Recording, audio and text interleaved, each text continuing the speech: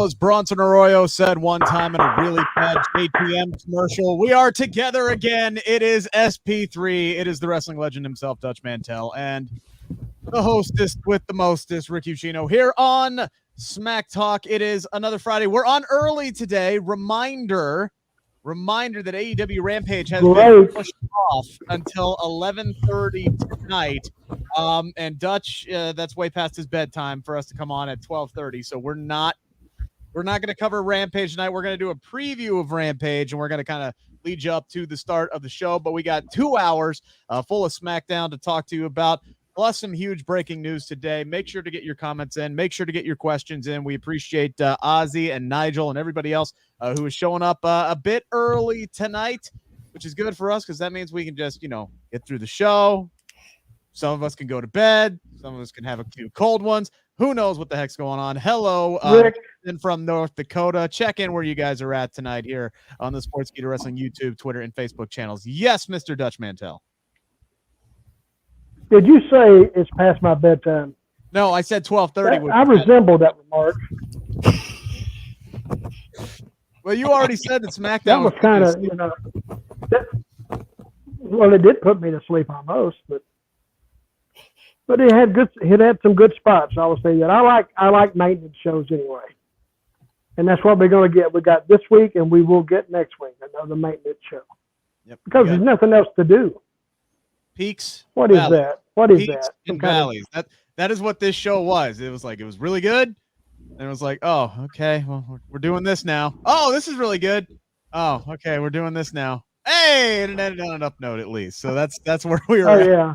That's where we're at. The Dutch, or excuse me, Sid, your girl Rhonda looked great tonight. Yeah. They didn't let her talk. That was perfect. That they went to her strengths, not talking and getting physical. Works every time. Love the open, love the close. Sid, that voice has dropped. That voice has dropped an octave already. Sid before was hey, and now it's but we'll get through it. We'll just need your thoughts anyways. All we need. Absolutely. I know how to get in and get out. I'm like Rhonda. I know my strengths. You end up through a table at the end of the night?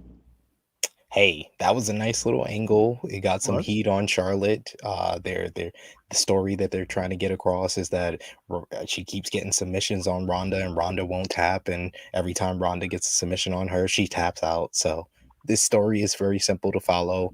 It's going to main event night 1 of WrestleMania. Sorry, Bianca Belair fans and Becky Lynch fans. So not official yet. It's pretty much official. Until I see a graphic, it ain't official. How many times? Rick, how many times has Bianca and Becky closed Raw? And how many weeks in a row has Charlotte and Ronda closed SmackDown? Okay, what are they waiting for? Why don't they announce it as a main event? What are they waiting for? Because they never announced the main event until the week before, Rick. Stop playing like you're new to this. You've been analyzing the show for over a year. Bianca and Sasha, they didn't announce it to the week before WrestleMania. Act like you've been around. Well, it's because they didn't make up their minds until then. We got a super chat in here. Will you talk about finally WWE signing Cody Rhodes tonight? Yes, we will get into that. There's a lot to get into. I'll do it. Let's do it right now. WWE finally signed Cody Rhodes. So we talked about it, so let's go. Keep moving. According to PW Insider. That's what he said. Yeah. According to PW Insider, Sam, we do appreciate the super chat. If you guys want to guarantee that you'll get your comments through, you can send us a super chat, and that we'll definitely talk about it. But yes, PW Insider reporting about, what was it, 6:30, 7 o'clock, something like that, said that WWE and Cody Rhodes have finally come to terms. As a matter of fact, they report that he signed 2 weeks ago at this point. So there's been a lot of hush hush. Oh, there's talks. They've been kayfabing us. Possibly. That's exactly what they've been doing, keeping it quiet. Nobody outside of PW Insider has been able to confirm this at this time, but apparently it's done and set. You could tell by watching Monday Night Raw that the angle has been for Seth Rollins, because Seth Rollins has absolutely nothing. Dave Meltzer from the Wrestling Observer has been saying, look, this is the plan. This is what's on the internal run sheet. But until tonight, we have not gotten any confirmation that Cody has actually put pen to paper, which always left that doubt there. So Sid, does what does this do for you, knowing now that Cody reportedly, at least, is under contract, and it seems like we're going to get him and Seth at WrestleMania?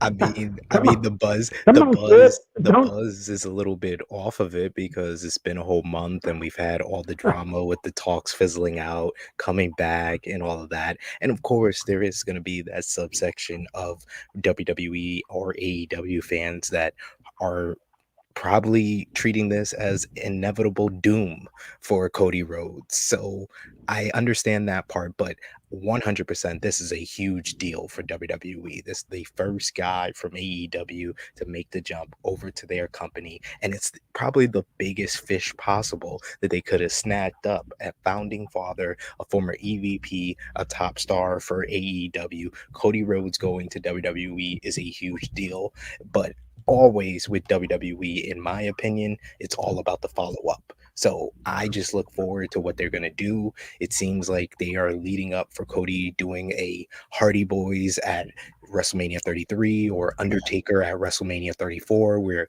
they're not going to debut him on any of the television leading up to WrestleMania and bring him out at the show of shows, which is good for Cody because it's a huge stage for him to re-debut. It shows that the WWE view him as a star on the level of the Hardys and the Undertaker, to the fact that they are going to make him return there, and the fact that they have kind of played with the rumors because, you know, if the PW Insider report is to be believed that he's been signed for 2 weeks, then they are probably the ones that have been creating all these different reports of talks fizzling out, talks are back on, talks are fizzling out again. We don't know if he's coming. He might come to Jacksonville. He might not. So they've been popping ratings because people have been watching just to see if Cody was going to debut, and it didn't happen. So now we finally get a full confirmation. I'm happy for it. I'm looking forward to it. Once again, like I've said before on here, I've said it on Believe in Pro Wrestling, True Hill Heat, I am more interested in what Cody's going to do in WWE than anything besides him turning heel in AEW that he was going to do. So I'm very interested to see if this is inevitable doom, or are they going to treat him like the top star that he's been for the past 5 years since he left this company. Yeah, and that's the big question. And here, the other part of the PW Insider report that you talk about, the follow-up to this. The other part of the PW Insider report was that Cody Rhodes is going to Raw.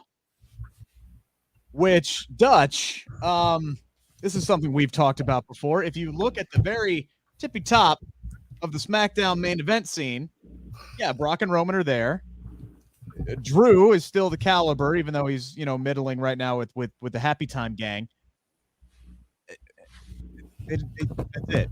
That's it. They don't have anybody. Big E's now on the shelf for God knows how long, and he wasn't even being in the event when he got hurt. They got nobody. They got Madcap. WWE is putting they got Madcap Moss, and they got Corbin. What do you want? Damn, you are hard to satisfy wrestling fans. What do you need? I don't. If you're they got the Vikings.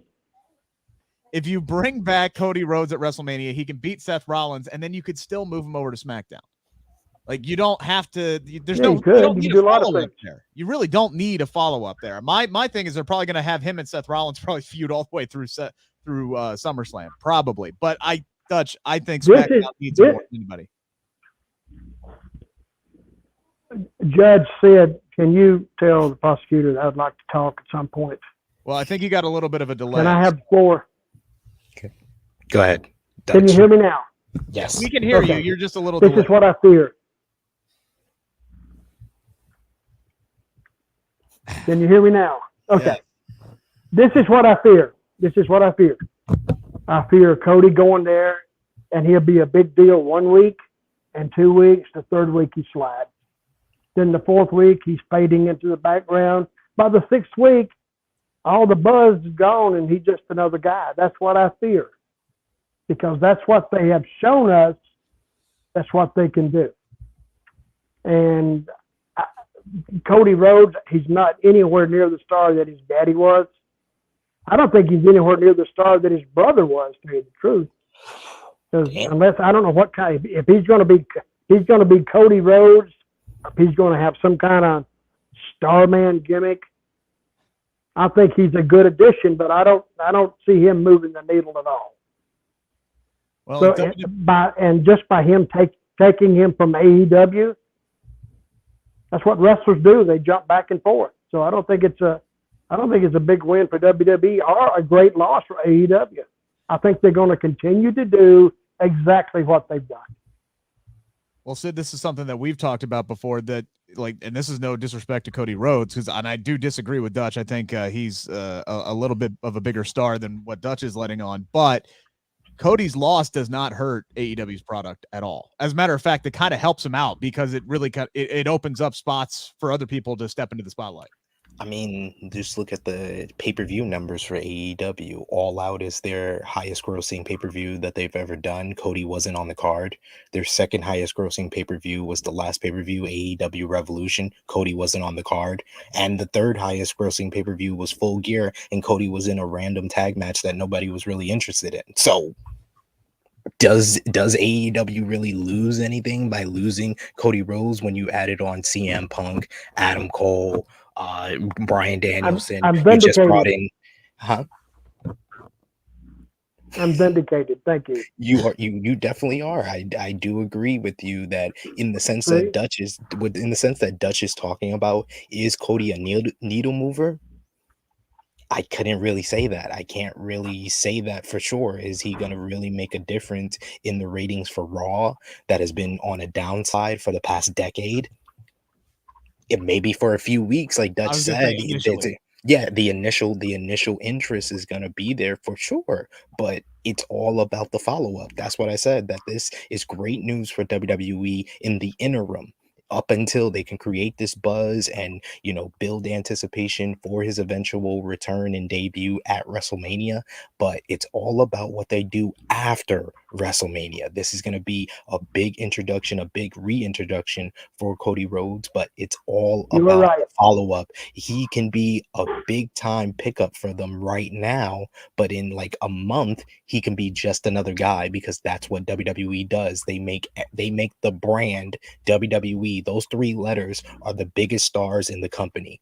The only people that they have allowed to be on the same level as those three letters are Roman Reigns and Brock Lesnar, the biggest WrestleMania match of all time.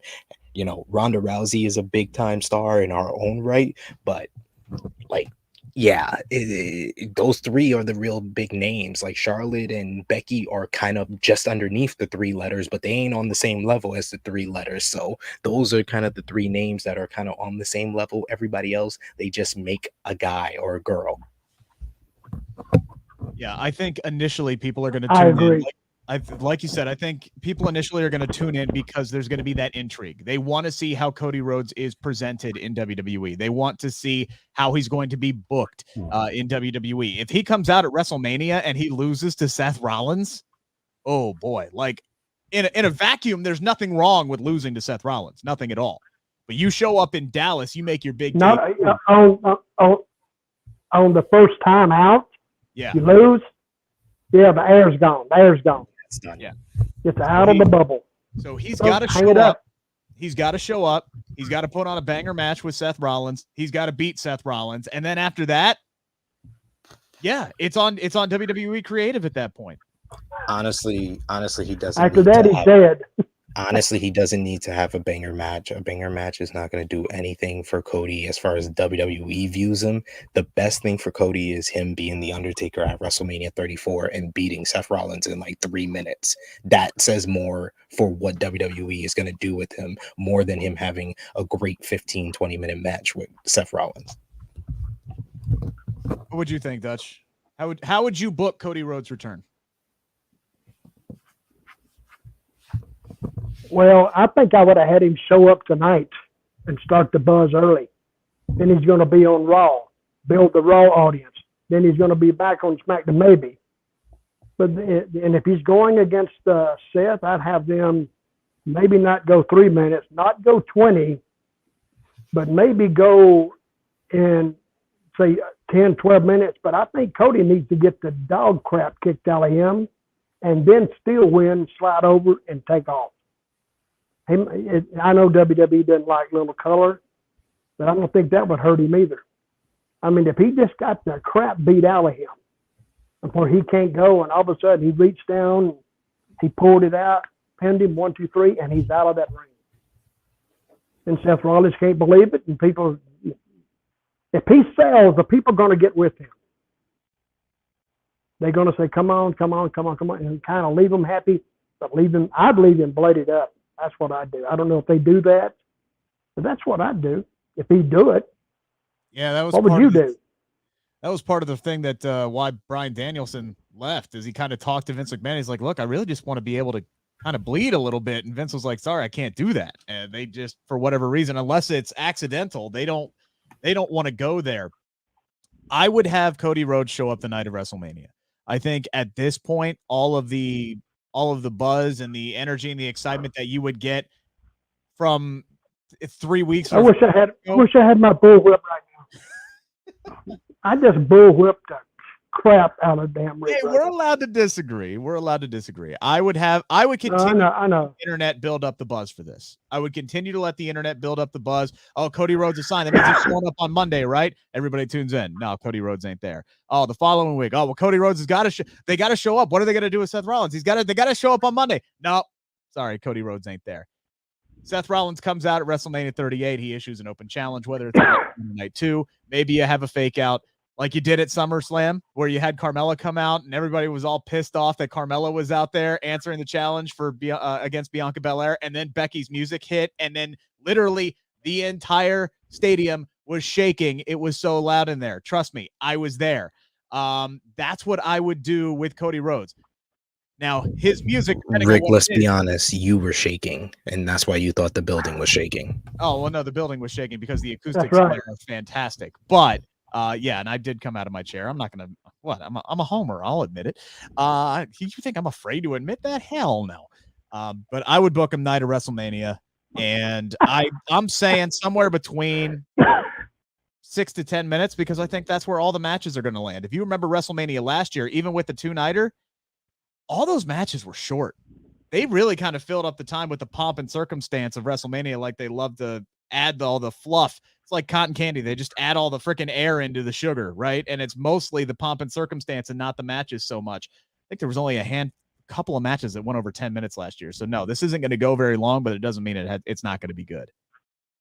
I kind of agree with Dutch that the best thing for Cody would be showing up before WrestleMania, because I agree and disagree with Dutch. I don't think getting the fans are going to get on his side more by him getting his butt kicked by Seth Rollins. The fans are going to get on his side with a microphone in his hand. That's what Cody Rhodes, that has gotten Cody Rhodes over more than anything. So him cutting a promo, his introduction promo to WWE is going to be the thing that gets the most attention. So if he is returning at WrestleMania, I would love Seth Rollins to be like, oh, Kevin Owens on, night 1, you do the Kevin Owens and Austin thing that turns into a whole brawl. And then Seth Rollins shows up on night 2, starts off the show, and he's like, you know what? I don't care what anybody says. I'm doing my talk show, the Seth freaking Rollins chatter or whatever he called it, and I'm letting anyone be my guest. The next person that comes out, and then we get the Cody elevator. He comes up. He does his whole elaborate entrance. He cuts a promo on Seth. They get into a brawl, and it basically is the kickoff of their rivalry. We don't need a full matchup right there. But like I said, Cody is going to get the most attention and get the fans on his side with a microphone and cutting a different type of promo, because anyone who cuts a different type of promo immediately stands out in this company. Like Pat McAfee on the SmackDown show, I put him in the top 5 talkers in WWE because that was so different from every other promo that we hear, the You People promos from the Becky Lynches and the Charlotte Flairs of the world, or the, rally 'em up babyface promos that we get from like the Drew McIntyres of the world. Immediately, Pat McAfee stood out because he said the words professional wrestling. It's 2 words that Vince McMahon would never allow if that wasn't Pat McAfee, who gets $4 million a year from Sirius XM. So I want Cody Rhodes to be different and do a different type of WWE promo than what we usually hear, and that will immediately make the fans interested in it. I love so that. You're saying, who is going to write this promo? Cody, right? Yes. He has to do it. Yes. Well, that may work. I hope they let a lot of guys start doing their own promos. You could tell Pat McAfee had free reign to say whatever he wanted tonight. Yes. And it was great because Pat McAfee is a damn good, and Dutch is gone. But Rick, look at the people that are the best on the mic in WWE. Edge writes his own promos. Kevin Owens has free range for his own promos. Paul Heyman writes his own promos. Roman has been the most improved on the mic, writes his own promos. Anyone that does their own promos or has free range to kind of do their own thing on the mic immediately becomes one of the best talkers in this company. And Pat McAfee, like I said, he had a very heated, really good promo on this show. And I immediately put him in the top 5 because that was different from every other promo that we hear on these shows. He has a charisma and an energy about him that WWE probably wishes a lot of their superstars had. Like, I mean, seriously. I'm agreeing. I'm agreeing with this. Man, we wish everybody could be like Pat. Can you hear me now? Am I delayed? Yeah. Okay, good. We got you. Okay. Here's the thing. I like your idea about an altercation setting up the match. And I think that's where you have the benefit of having 2 nights. So who's to say that you couldn't have Seth Rollins maybe involved somewhere on night 1? Kevin Owens and Stone Cold might be on night 1. We don't know which night that's going to be yet, but you could have Seth Rollins involved and Cody could show up on night 1 and set up the match for night 2. And I say they might do that. I think they might do something like that because on Sunday at WrestleMania Access, they're advertising a special guest at 11:30 at WrestleMania Access on Sunday.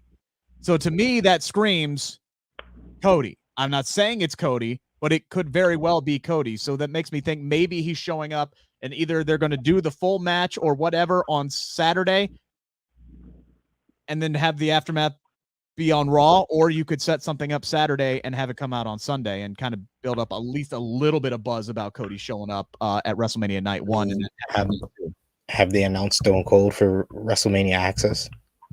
They have not, no. So that could possibly be. That's the big name. Probably. They usually we get all the fans that come up and be like, oh, it's gonna be this person, it's gonna be that person, and it's usually the most obvious person, and that's Stone Cold. That's fair. Yeah, but Stone Cold and Kevin are night 1, right? Yeah. I don't think is that night 1. Okay. Yeah, that's. I heard it was night 1. Mm-hmm. Yeah. All right. I hadn't seen it assigned yet, so yeah, that's going to be on night 1. That's what I said. Dutch, the other big news that came out this week was not nearly as it's not good news at all. Sunday, Scott Hall was put on life support, and by Monday night, right around Raw time, he was gone. Obviously, a guy who had major influence on the business. He changed a lot. He changed the game for a lot of talent. Moving forward with jumping over to WCW with Kevin Nash and contracts and everything like that. Obviously, the first ladder match in WWE. He left his mark on the business and on a lot of people. Any thoughts on Scott Hall as the man, the myth, and the legend? And you were kind of telling us pre-show that you had an interesting run-in with Scott Hall at one point. Well, he was just starting in the business, and I was in Continental, which was, the old territory like Alabama, Mississippi, part of North Florida. And it was a really, really good, they had great TV. And Ron Fuller was the owner and booker, and he was very creative. So I was going to this town one night with Robert, and he told me that Scott Hall was coming in, and I had it that night. I said, oh, okay. And it's no secret, Robert liked to do the chemicals a little bit. So he was hitting the blow a little bit on the way down. And when he would do that, his hair would just like stand up on his head, and he'd pull it. And he'd be talking, oh, Dutch. And I kept watching the road because I didn't know where it was going. So we got to the building, went in, and Robert disappeared. Show was supposed to start at 8:30. Robert disappeared about 7:30. Nobody knew where he went. Here it is, 7:45, no booker. 8 o'clock, no booker. 8:15, Jimmy Golden, which is his partner, come up to me. He said, "Where's Robert?" I said, "I don't know. He's your cousin. You tell me." So he said, "Well, we got to get this show running." So we gave out some early finishes, and I had Scott, and I didn't know where Scott went, but I had seen Scott going up the stairs way down the hallway. As it turned out, Robert and Scott had been together for about 45 minutes for an hour before that show, doing God knows what. So I didn't know what kind of shape he would be in. He looked great. He was like 6'5", 260, 270, and I had never actually had a match with him. My first concern is myself, of course. I don't want to get hurt. Should so be. I said, bring Scott here. I'm going to give him this finish. And I figured less is more. I said, I'm going to get in the ring, Scott, and let me get him riled up, going a little bit, and we'll play your music. Down you come. When the bell rings, I'll turn to argue with the crowd, run right in behind me and pin me, 1, 2, 3. He pinned me in about 4 seconds. The place went nuts. Then he left. Of course, I got back on the mic. A big deal. I wasn't ready. You cheated. Let's do this again. He got back in the ring. This time I attacked him, shot him in. He ducked a clothesline, come off, hit me with a big boot, pinned me again. 1, 2, 3. That's 2 pins in less than 30 seconds. The guy was over because less is more. That's what they're going to remember. And then we started the third fall because I begged and pleaded to offer him $5,000 if he could do it again. He got back and started beating my ass. Now Robert shows up because Jimmy showed up somehow after the show started. I guess because Scott had to go to the ring. And then they hit, and then when we had that big melee going on, then Robert and Jimmy's opponents hit. That was the main event. And he told me about that, I don't know, 15 years later. Dutch. You remember that finish we did in Dothan? Oh, man. And other guys used to tell me, said he's told that finish a lot. So, but anyway, that was the way I got him over. Not because I really wanted to get him over, because I was kind of worried about myself. But it worked. Because when the people leave, they've never seen that finish before, and Scott Hall was over. And he looked like $1 million too. So he became a overnight star. And I think he stayed around maybe 6 months. And I don't know if this was before. I think it was for his Mid-Atlantic run with Dan Spivey when they were called American Starship. I think he went to there from Continental and became a star. And he did change the business. Him and Kevin Nash changed the business. They did. Because I was there the night in Madison Square Garden when they had what they call that, the click, what they call the huddle. What was the curtain call. Yeah. The curtain call. Brother, I was standing about 10 feet from Vince. Boy, his head was glowing red. He was so hot. And he went back to the room, and I heard screaming and throwing. I said, well, I guess I better get out of here. He didn't talk to any of those guys when they come back, so it was left to another day. And out of the ones who did the curtain call, Michaels and Triple H and Nash and Hall, none of them got punished except Triple H. Because Hall and Nash left, can't punish somebody when they're not there. Michaels was the champion, so you can't punish him. So all that punishment really went down to Triple H. And for about 6 months after that, on every house show, Triple H was looking at the lights every night. And he would come back and he said, what do you say? But he set an example, so I don't think nobody else would do that. What did you think when that happened, Rick? When what happened? The curtain call. Oh, one of my well, we were talking about 4 different things there, so you could have said, but one of my favorite things about that curtain call is like Triple H was heavily rumored to win the King of the Ring that year. Yep. Yeah. And then he didn't get that spot. Stone Cold got that spot. And then Stone Cold cuts the Austin 316 promo after he won King of the Ring. Austin 316 does not happen if the curtain call does not happen, which is one of my favorite little what ifs about the world of professional wrestling. That is one of my favorite things. It's insane how things can get set up that way. So you're saying that unless that had happened, would Austin still be a big star like he is now? Yes, he would. Because WWE lies to the fans. The Austin 316 promo wasn't what put Austin at the top. It was the feud with Bret Hart at the end of the year. Because for months after that, they were kind of having him versus Mark Merrow. He was on the pre-show to SummerSlam. It wasn't until he started building up to Bret's return where he really caught fire. But no, we wouldn't have gotten the most iconic promo of Austin's career without the curtain call. And funny enough, this is the second time this week I'm talking about the curtain call because Dutch, that was the very first event I went to. My 8th birthday. Really? My mom took me to that house show because that was on, I think, May 17th, 1996. My birthday is May 18th. Really? So the first ever live event I went to at Madison Square Garden. So literally, folks, my wrestling fandom and kayfabe was killed the first time I went to a wrestling event because I was totally confused at 8 years old with my favorite Shawn Michaels, one of my other favorites, Razor Ramon, hugging Diesel, who just turned on Shawn, and Hunter Hearst Helmsley, who I hated at the time. I was totally dumbfounded. I was like, Mom, what's going on? Like, I was totally confused. You just got told Santa didn't exist, basically. Apologies. That's a great story. So, and I've never heard anybody talk like that because they were a fan, bought a ticket, and then they saw that and said, "What the hell is going on?" So, but great story.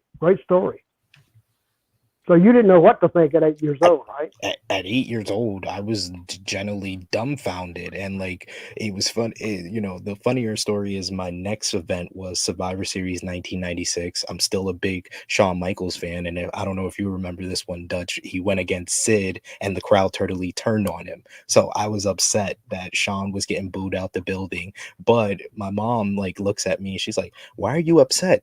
You don't hear them? They're chanting your name." Because they were chanting Sid. Well, that was good. My first 2 events at Madison Square Garden totally messed up my childhood, I think.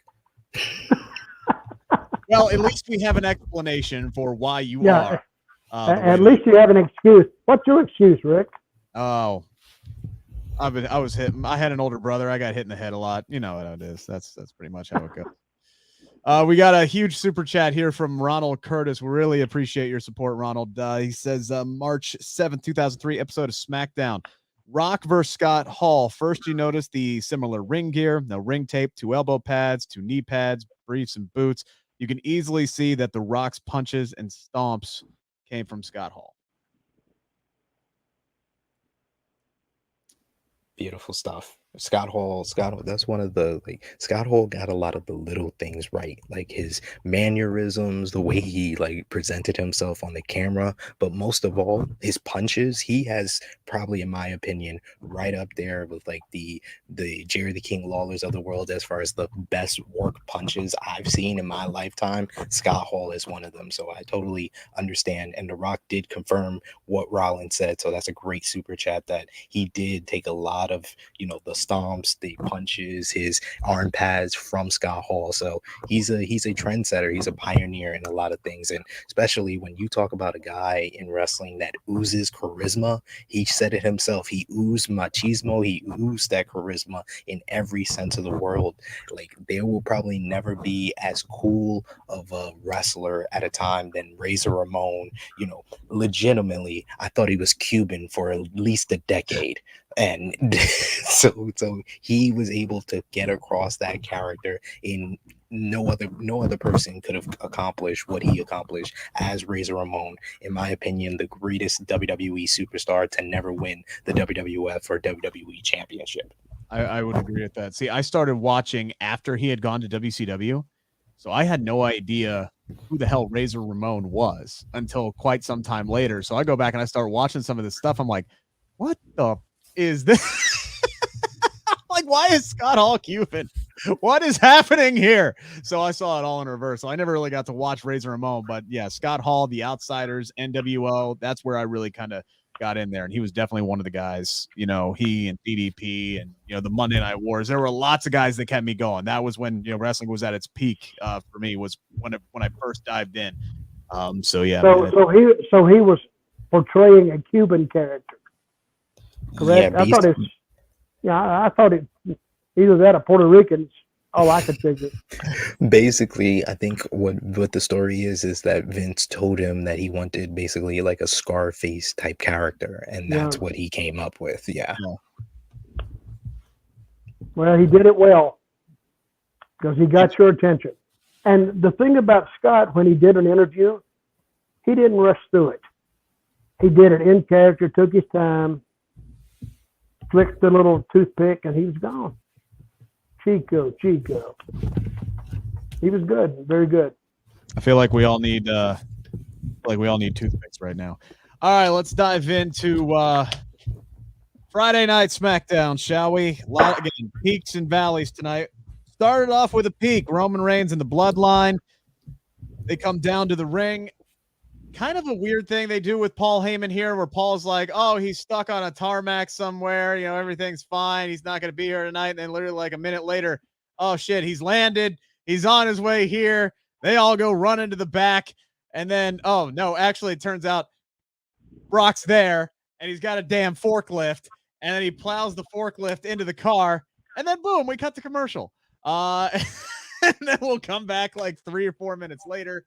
And Brock is destroying the car as the guys flee out. Look, Cowboy Brock is entertaining as hell. All right, he's having the time of his life on that forklift. They get the other truck. Brock rips the door off the other truck.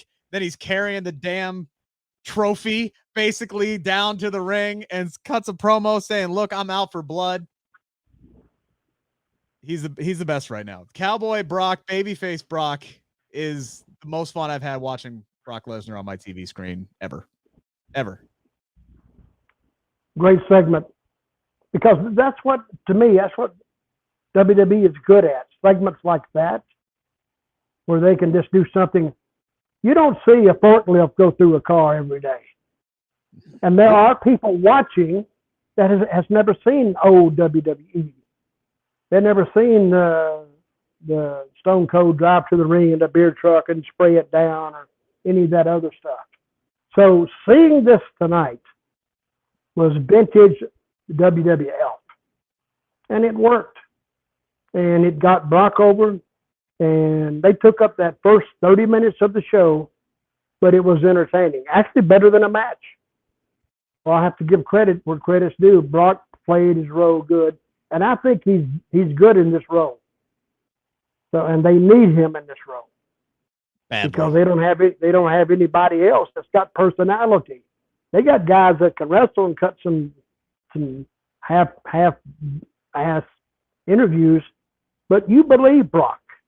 You believe he could kick your butt. You believe he could kick Roman Reigns' butt. And I think they did this perfect to a T. Nothing was needed. And I hope they don't forget, because I've said a lot of times they need to do more stuff out of the ring, not necessarily in the back right there, but on the road. And this was a start to it. I hope they keep this up.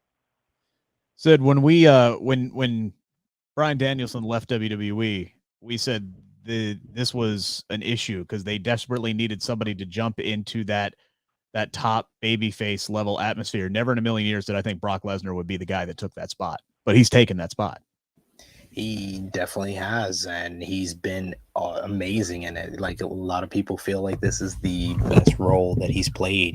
We've seen the next big thing when he first was introduced. We saw the Beast Incarnate when he returned into 2012. But this Cowboy Brock basically turned into Stone Cold Brock Austin on this episode, because, like Dutch said, this was straight out of the Attitude Era in every single way. The way it was shot, the Brock with the smile on his face while he's in the forklift. That was just a great visual right there.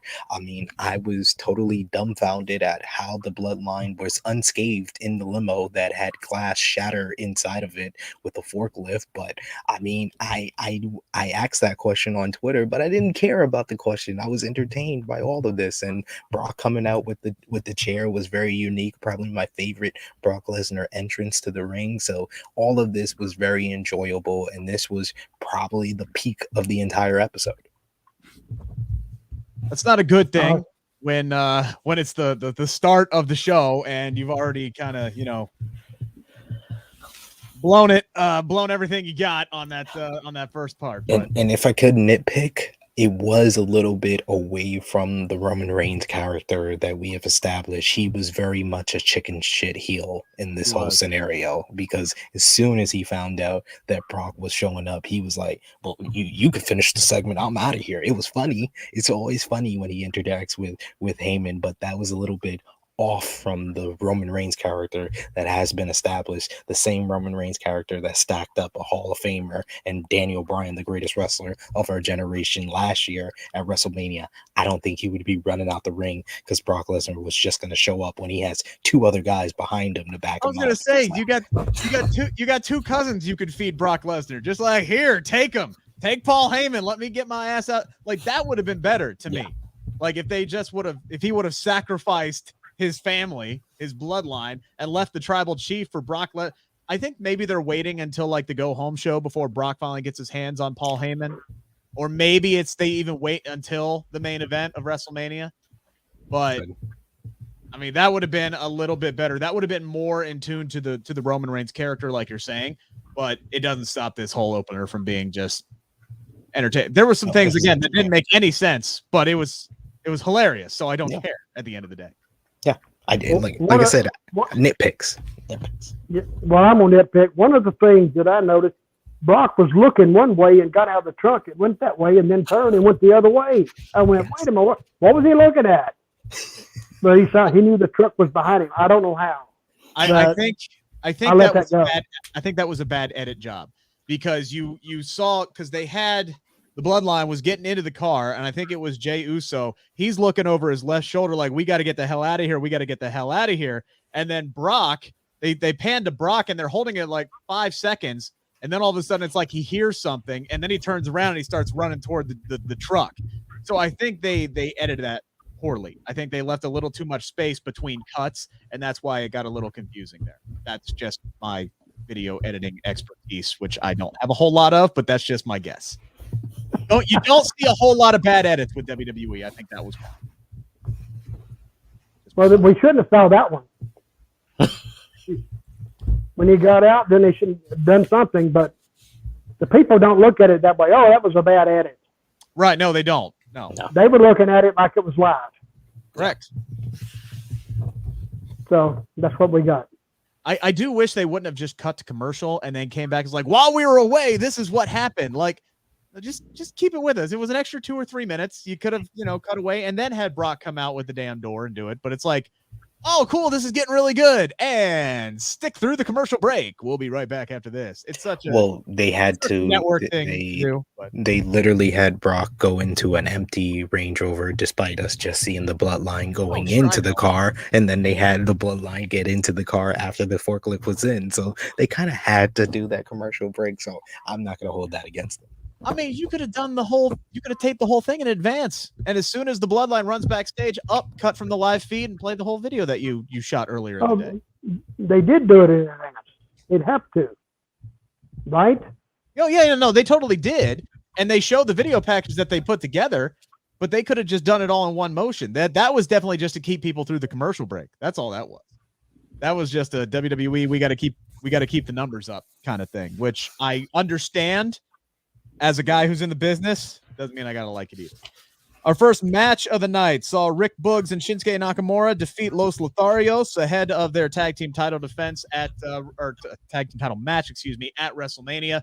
Bloodline was already out the door, so couldn't do anything with them, which is fine because typically the tag team build for a pay-per-view is just the challengers and the champions fighting in some capacity leading up to the damn pay-per-view. But getting Boogs and Nakamura a win, not gonna be mad at it. I think it was fine. It was a fine match. I do think it's really. They kissed the same girl. Was it the same one as last week? No, it was the same one. Don't you think, Sid? I mean, I'll be honest. Since I wasn't on last week, I did not watch SmackDown, ladies and gentlemen. Neither was Los Lothario. It would have been 2 weeks ago. I thought she looked familiar, but I couldn't. Same one. So, but they could be planning something for her. But it was the same girl. Well, she is a wrestler, so maybe. I'm maybe, and I'm kind of worried, Rick, that you missed that little clue because you're always picking that stuff up. He does usually pick that stuff up. He's off his game today. It was the same girl, which is fine with me. She's a good-looking girl. They took a shot of her 2 weeks in a row of them kissing her. To be honest, I didn't pay that much of attention. Didn't you miss 2 weeks ago, Rick? That's true. That is true. You missed 2 weeks ago. You missed last week, right? That's why you missed it. You're so who was the only one holding the goddamn fort? You're the workhorse. You're the workhorse. Damn. Yes. Reju, you hear that? I was holding the fort down. I don't know where these guys were. Reju, what he's trying to tell you is that the show is no longer Smack Talk. It is Dutch Talk. It's Dutch Talk. If Rick will let me talk. You've spent most of the show talking. I'm just trying to set stuff up for you. I do find it interesting how they book Nakamura and Boogs, because if you look at the way Boogs presents himself, it's like Shinsuke Nakamura is the man, right? Like he put Shinsuke Nakamura up on this pedestal. Every time they're coming down to the ring, they're coming down to his music. He's talking about how he's here to party with Shinsuke Nakamura. Then when they book these guys into a tag team match, it's all about Boogs. Yeah, they're pushing him strong. I don't mind it. I have finally decided who Boogs looks like. He's a cross between Rick Steiner and Rick Rude. Just a shorter Rick Rude. He kind of looks like him.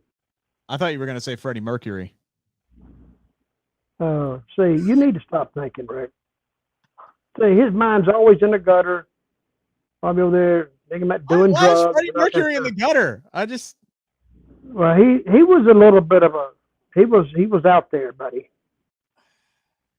They announced he had AIDS, and the next day he died. Did you know that?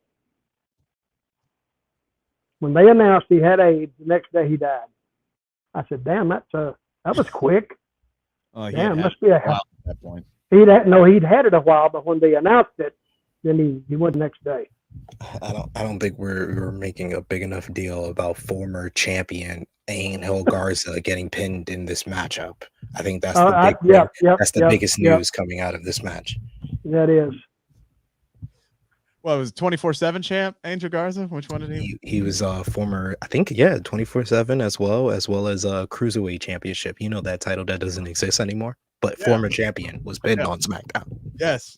That's so a huge win for Rick Boogs is what you're saying here. Huge win for Rick Boogs. And you know what? Do we think that they have a chance in hell of beating the Usos at WrestleMania? Because I do. Right now, I got him as locked, sealed, and delivered. I think Rick Boogs is pinning somebody and winning the dang tag team titles at WrestleMania.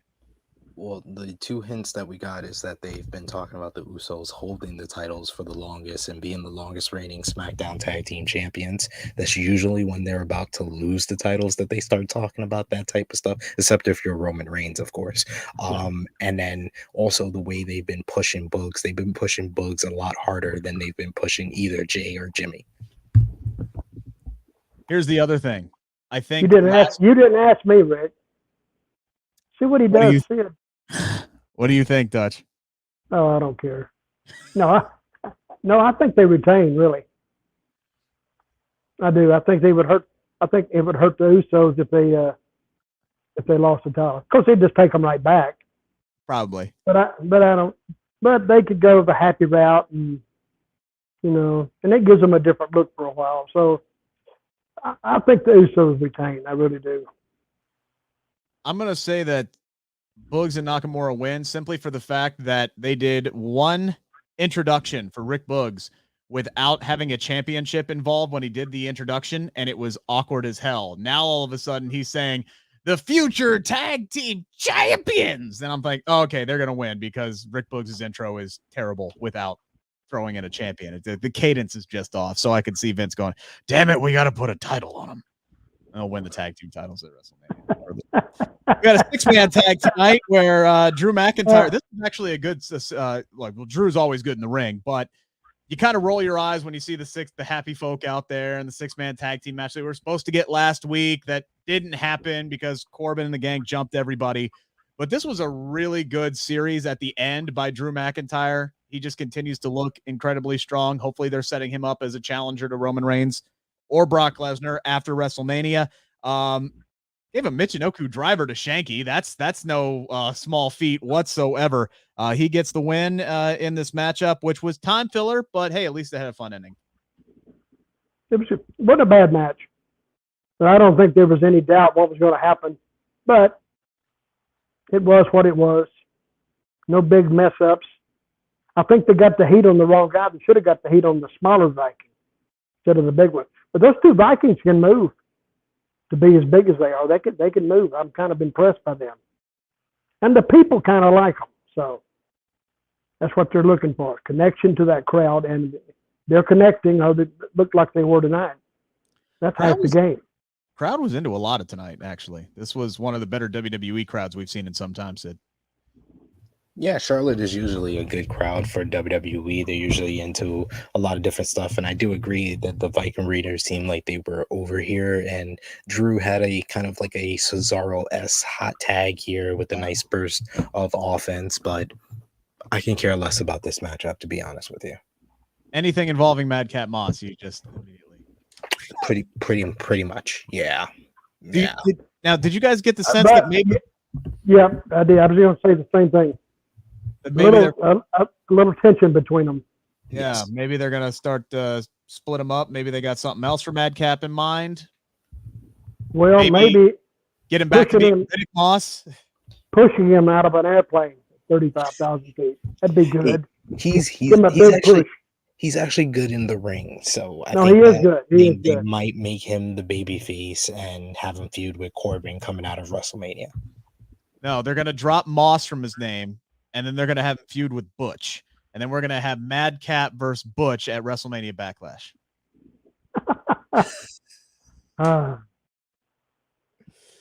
One of the better things I think that happened on this show tonight, and it wasn't necessarily what was good for this show, but what I think is going to be great for WrestleMania, is Sami Zayn challenging Johnny Knoxville to an anything goes match. I said this is something that you and I have talked about on the Believe in Pro Wrestling podcast. Make sure to subscribe, by the way. That is spelled BLEAV. They needed this stipulation. They needed this stipulation because it's going to hide any of Johnny Knoxville's deficiencies as an actual in-ring performer. I think it would have been a mistake for him unless he is going hardcore training like Bad Bunny did last year to try and do an actual one-on-one matchup with Sami Zayn. And then 2, this is the equalizer for him. It gives him a chance to win the matchup now. Because a one-on-one matchup, he should lose that a million times out of a million to a guy the caliber of Sami Zayn. So this makes sense. Doesn't make sense for Sami to be the one to kind of make that challenge, but whatever. I love Johnny Knoxville's response tonight, though. Johnny Knoxville, again, has taken to WWE like a duck to water, and he's another one of these guys who, he's an actor, so obviously he knows how to act, but he can cut a promo, and he's genuinely entertaining, and I continue to enjoy this build. I think it does make sense for Sami Zayn to be the one to make the challenge because he's the one that got cost the Intercontinental Champion. He's the one that got doxxed last week. So, yeah, he's the one that is angry right now, and he wants to destroy Johnny Knoxville. He doesn't want to just pin him in a ring. He wants to, break him down. So that's why he made the challenge for the anything goes. And it works out great for Johnny Knoxville because we're going to get jackass-like stunts in this matchup, and we're going to probably get Steve-O and Wee Man involved. The Jackass crew is going to probably get involved. This is going to be probably the most fun outside of Stone Cold Steve Austin, seeing him get physical with with Kevin Owens. Probably the most fun the entire WrestleMania 2-night event is going to be Johnny Knoxville and Sami Zayn. And in my opinion, they're like right up there for the best build up to this WrestleMania so far, because both guys have been good on the mic. The angles have worked. The crowd is into it. They are invested. They got mainstream media attention with TMZ all over it. So this is everything. It checks all the boxes as far as what the fans want and what Vince wants out of a feud going into WrestleMania. Knoxville and Sami Zayn have been hitting it out the park. Well, I think if they introduce Steve-O and that other cast at different points, that'll pop the crowd every time. Because the crowd already knows, they already know these guys. Mm-hmm. So when they pop that, oh, and what else has he got, and what else has he got, I think I'm looking forward to seeing this match because they got an open canvas and they can do what they want to do. And they can do whatever finish they want to do. And I think if Knoxville even beats him, it doesn't hurt Sami Zayn at all.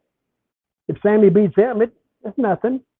I think they will have him beat Sami some kind of crazy way, but it will be good. And I'm looking forward to see what kind of creativity they put to it, because I think it's going to be a masterpiece of entertaining bullcrap.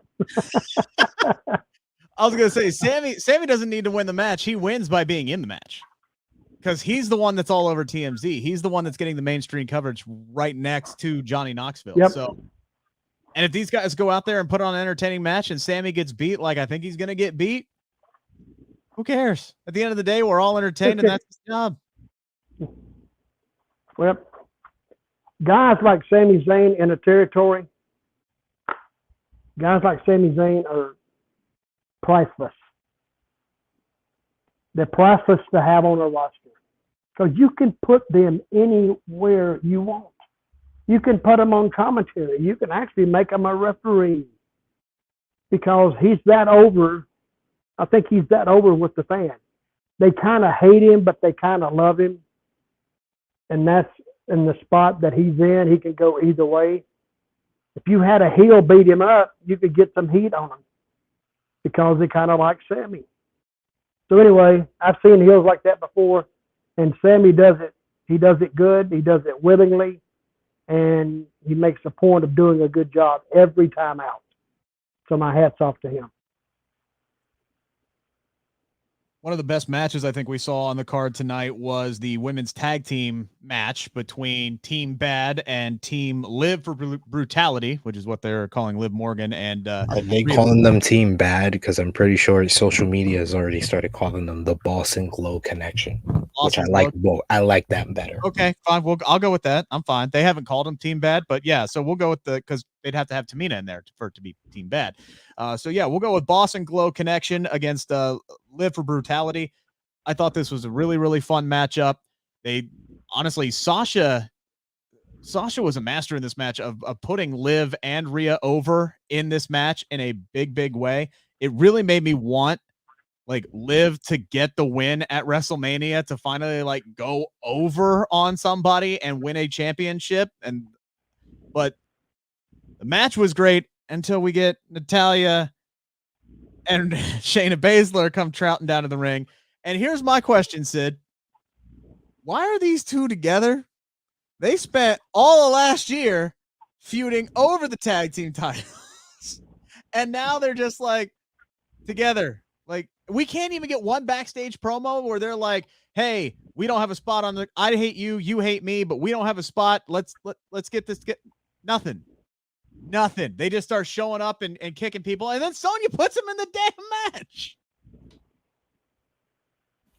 I don't understand how they I actually do remember that I did watch last week, actually, because I know that Shayna and Natalya lost last week to just interfere this week and get a goddamn match at WrestleMania. Now, you watch that language, buddy. You watch that language. Seth freaking Rollins has to go curb stomp leprechauns on Jimmy Fallon, has to wrestle Kevin Owens to do a talk show with Stone Cold Steve Austin on Monday, and he doesn't have a match at WrestleMania, and all Shayna Baszler and Natalya had to do was interfere in a match to get one. This is just like, throw logic out the door. It doesn't make any sense. But I'm gonna show a bunch of love to the 4 ladies involved in this match. This was a really fun matchup. I love Naomi and Sasha Banks. They've been really coming together as a tag team the last couple of weeks with their attire, with the way they've been coming out together. They show very strong chemistry with each other.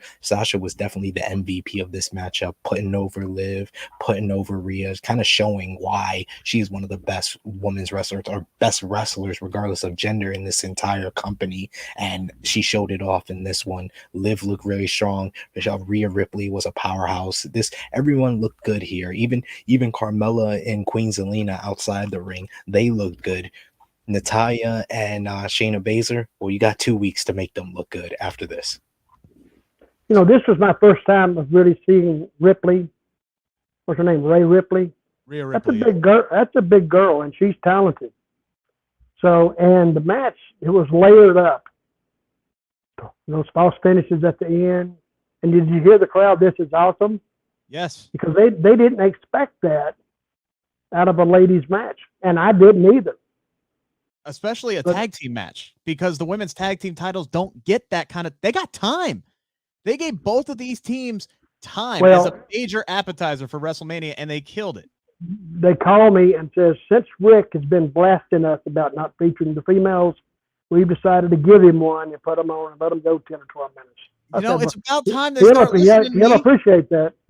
Yeah. The show would be a lot better if they listened to me about some other stuff too. I just want them to give them 11 to 12 minutes at WrestleMania, because I think with these 8 women involved, they can have one of the better matches on night 2 of WrestleMania, and especially because that's the only women's match right now scheduled for night 2 of WrestleMania. You better give them above 12 minutes, please. Yes, for the love of God. Yes. And I'll tell you what, like, even McAfee said it on commentary, and I think maybe he got in trouble because Cole cut him off like the second time he said it, when he said these 2 ladies have been thrown together, or these teams are makeshift and this, that, and the other thing.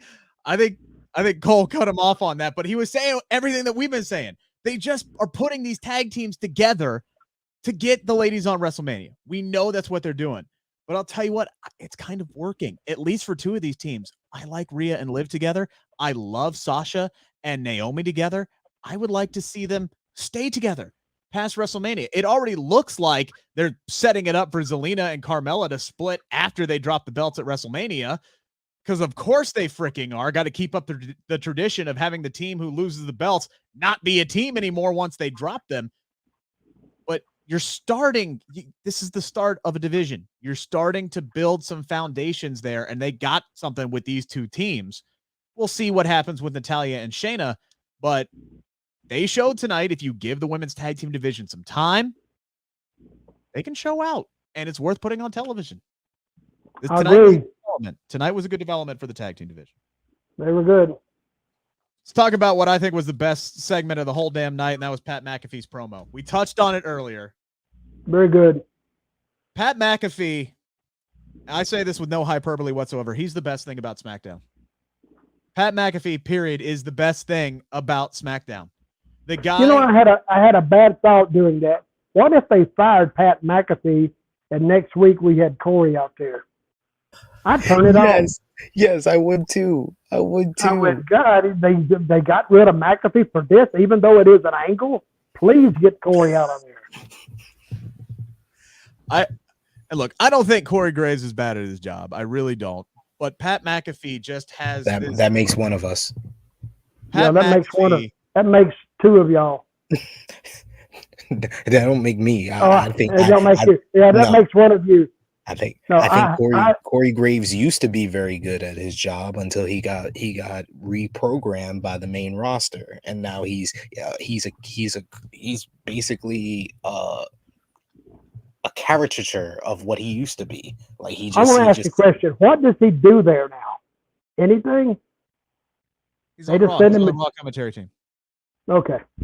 Yeah. That's why I don't watch Raw. Jimmy Smith, who was not that good for starting off, I prefer hearing him on Raw than Corey. Wow. Who would you rather have, Corey or Adman Verk on commentary? I've never. It was entertaining to watch him fail at his new job more than Corey Graves has been entertaining on commentary in quite some time. No, but I think Pat McAfee, like, even if he's like being a heel, even if he's being a douche or he's being a jackass, and like you just want to love him because he's so charismatic, he's so infectious. And then that apology, so he walks out of Vince's room or office, and he's just got this look on his face. He can sell with his face. He knows what he's doing. He's a tremendous actor. And Dutch, we touched on that last week. But then he gets in the ring and he starts cutting this amazing promo about why he's a wrestling fan and when he started watching. And he's getting the crowd eaten up with all of the old classics. And they're doing the what chants because that's what he does on his Sirius XM show, or I guess, well, now his YouTube show, whichever it is now. But they're getting him going along with it. And then Austin Theory comes down to the ring. And you could tell he doesn't want to apologize. And then he lays down one of the best apologies ever, including at the what did he ran off? He said, "I'm sorry that you're a douchebag. I'm sorry that you're a punk bitch." And they didn't need any kind of contact then. He apologized, kept his job, and then cussed him out. Yeah. And let's take it to Mania. That's the best thing they could have done. The if best line. If they'd had any kind of contact there, it would have been, he wouldn't have killed it, but it wouldn't have been as good. The best line for me was, "I apologize that you're a punk bitch." Like the way he put the bass in his voice was great. Like just the starting off the promo saying, "I discovered professional wrestling," and the way he delivered that line was great. He even threw in, if you heard, he threw in some shade to the USA Network because he's on Fox and he's on SmackDown. He was like, I turned on a no-name network named USA. He's just great. He tried to hit him up with the millions and millions, and then that's when Austin Theory came out. He's just so charismatic. He oozes that charisma. Like I said earlier about Scott Hall, Pat McAfee has it. He has that it factor that not a lot of people have, and that's why I said with one promo, he's become one of the best talkers in this company because, like Edge, like Paul Heyman, like Kevin Owens, the other people that I view as the best talkers, he is very unique and is different from everybody else that cuts promos on the mic. He was good, very good. When I went to Extreme Rules in Columbus, Ohio last year, they do the introductions of the commentators, and pretty often it's a pretty unless it's good old JR who always gets a pop, right? It's always for the commentators, even the legends. As soon as Seven Nation Army hits and Pat McAfee starts trotting down to the ring, I've never seen, outside of JR, a commentator get a freaking standing ovation from a packed arena before. That was months ago.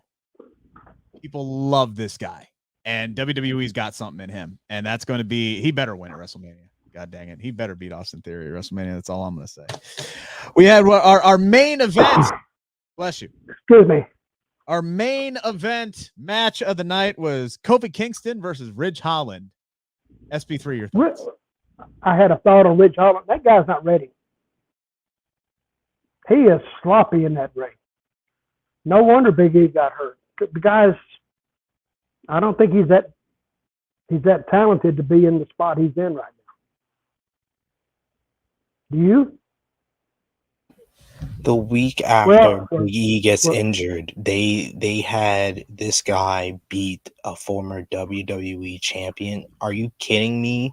And they literally teased Kofi winning, and then he still lost, even though the referee kicks out Sheamus and Butch, and still he comes back in and causes the distraction to give Ridge Holland the win. It was just like, this was badly booked. Ending, a finish, did not make Kofi Kingston look strong. Not even Ridge Holland pinning a WWE champion, it made him look strong. I'm not about blaming anybody for an accident like was last week, but I do agree with Dutch. He's just not. He's still very, very green at this point. Boy, he is. What I would have liked to have seen if they got on him, then we see the partner come out. What's his partner's name? The other one? I thought they were setting it up for King Woods to come out tonight. That's what I thought too. and the place would have erupted. Then they would have something. And they may be saving that for next week or the week after or whatever. But that would be a good close for it. And I didn't mean to bring it up, but Ridge Holland is just not ready. He just does stuff that you can tell he doesn't have that much experience. Now, what they see in him, I don't know. Maybe another English guy to put with Sheamus is the only thing I can see. He's not even that good a talker. And who's the other guy? Butch. I don't know even what he adds to it. I don't know. It's their deal. It's their baby. It's their problem. Let them deal with it. There's a lot of things that bother me about this whole Butch situation, but the fact that they have him wearing that hat over the pony knob makes him look ridiculous. It really does. And then, can we stop with the suspenders, please? The suspenders don't stay on people. Madcap Mob, stop wrestling in suspenders. Let's stop having people get physical altercation with suspenders because they just fucking fly off. Somebody's going to get hit in the eye with one of those goddamn things. Absolutely. That's what's going to happen. Hope not. Shout outs to Big E. We hope you get well soon. And he's been looking good so far on social media. So happy. His interview was good tonight. His interview was good. Yeah, I thought they put together a nice little package for him. And yeah, his videos that he'd been putting on social media, like to be that positive and that upbeat after something that horrific. And I don't even know what to describe to that. It's inspiring is what it is. It makes me think, my little problems ain't shit, to be completely honest with you. One person we didn't see tonight, SP3, was the number 2 babyface on the SmackDown roster, the reigning Intercontinental Champion, Ricochet, nowhere to be seen tonight. And now I think my worst fears and your worst fears about him winning that Intercontinental Championship are coming to fruition. He doesn't have a spot at WrestleMania. He just doesn't. I mean, I've said that, so yeah. I mean, I'm not surprised. There's nobody left on the roster unless he takes Big E's spot in the six-man tag match against Sheamus's group. So it would be Ricochet, Woods, and Kofi against Holland, Sheamus, and Butch at WrestleMania. I don't know what they're doing with Ricochet because they don't have anybody who can challenge for the IC title, which is a shame unless they bring somebody up. But sucks. Just sucks. We're gonna go a full year without the Intercontinental title being defended on a pay-per-view. Sucks. Well, don't you think they've realized that by now that we don't have Kofi on this card? Oh, no, I think Dutch, what he's trying to say without saying it is that we were right that Sami should have kept the title and defended against Johnny Knoxville because then the Intercontinental title would have been defended at WrestleMania. No, you were wrong because they should give Ricochet a match. They should have booked him in a match. They were never going to do that. So like I said, Rick, the best way to watch this company is by knowing this company. And me and Dutch tried to tell you that the best way to get the Intercontinental title on the pay-per-view was keeping it on Sami and having it defended against Johnny Knoxville. But no, we can't have a celebrity go after a title. Oh, and well, congratulations, you played yourself. That was good. He's that was so good, feisty, kid. Isn't he? He always just anytime he thinks he's right, he's just got to like put the shovel on my throat, like Johnny Depp style in Secret Window. Like he's just got to take my ass out. He just loves being right. He's not right. They should book Ricochet in a damn match. It ain't that hard. He loves you, Rick. Match. You got 2 nights. You got 2 nights. You had 16 matches. Shouldn't be that hard to find an opponent for him 4 weeks out. Well, it would. You know how long you've lasted on creative, Rick? About not very long because I have good ideas. About 45 minutes. I have That's ideas. the worst. That's the worst thing you could have. Is ideas. No, they just want you to agree with them. So when you do that, you're fine. You might stay there at least 3 hours instead of 45 minutes. Wouldn't you like to see that, Sid? Wouldn't you like to see Rick on WWE creative for like a day or two? He'd come out there and he'd pull his hair out. Exactly. He would age 6 months in one day. I already have gray hair coming in. Well, I wasn't going to say anything about that, but Why do you think I wear hats on this show? Okay. All right, so we got 7 minutes before the start of Rampage tonight. Sid, what are you looking forward to on this show tonight? I'm looking forward to Keith Lee, seeing more of Keith Lee against Max Caster. I'm looking forward to Max Caster once again referring to Keith Lee as Cleveland Jr. That should be fun in his rap before the matchup. So yeah, I'm looking forward to that. That's what I'm. Yeah, and I think Darby Allin and Butcher should be a little bit of fun, but this seems like a nondescript episode of Rampage, which makes sense with the later start time.